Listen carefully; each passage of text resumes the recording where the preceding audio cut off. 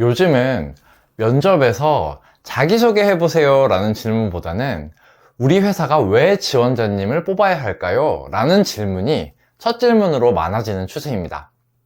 자기소개는 이미 서류에서 다 파악하고 있기도 하고, 무엇보다 면접관이 진짜 궁금한 건 내가 파악한 지원자와 실제 지원자의 모습이 일치하는지이거든요.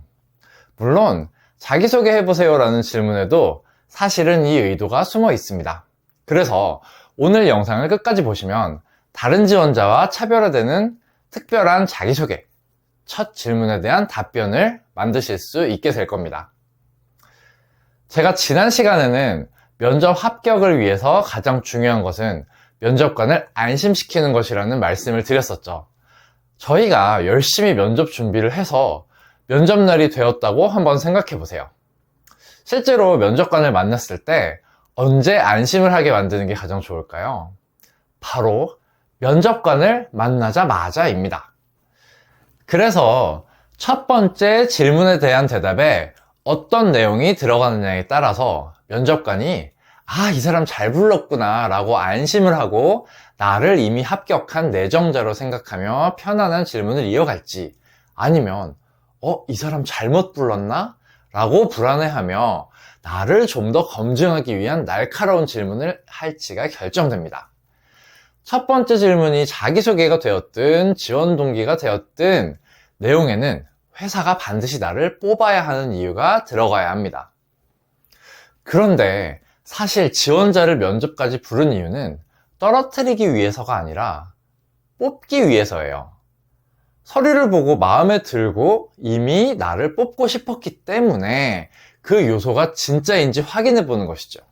그래서 면접관을 안심시키는 대답을 만들기 위해서는 먼저 내가 쓴 지원 서류에서 면접관이 나를 부른 이유를 최대한 정확히 찾아야 합니다.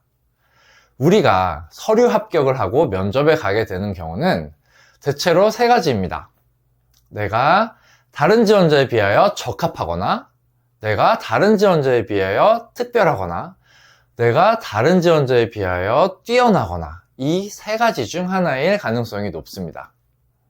내가 다른 지원자에 비하여 적합한 경우는 아마도 내가 지원한 곳과 동일한 직무나 회사의 인턴 경험, 적합한 전공, 적합한 기술을 가지고 있는 경우일 것입니다.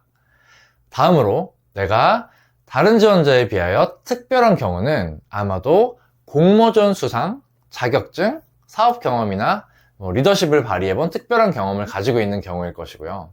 마지막으로 내가 다른 지원자에 비하여 뛰어난 경우는 학점, 공인시험 성적 등이 정말로 만점에 가까울 정도로 뛰어난 경우이겠죠.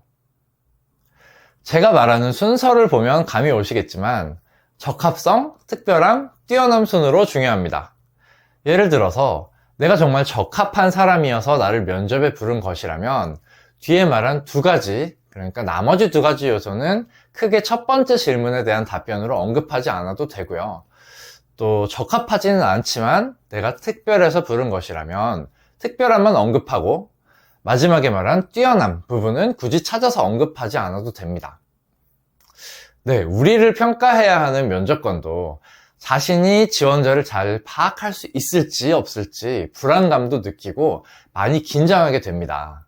만약 우리가 이렇게 자소서를 면밀히 살펴보고 면접관이 나를 부른 이유를 찾아서 이 내용을 첫 번째 질문에 대한 답변으로 할 수 있다면 긴장하고 있던 면접관은 비로소 안심하게 될 겁니다. 면접관이 확실히 안심했다면 이후 질문은 지원자의 성향 정도를 물어보는 난이도로 진행하겠죠. 이러면 아마도 합격 확률이 굉장히 높아질 것입니다. 오늘 내용이 도움이 되셨다면 구독을 꼭 눌러주세요. 오늘처럼 다양한 경우에서 도움이 되는 내용을 계속 공유드릴 예정이니까요. 놓치지 말고 꼭 받아보시기 바랍니다. 그럼 오늘도 시청해주셔서 감사합니다.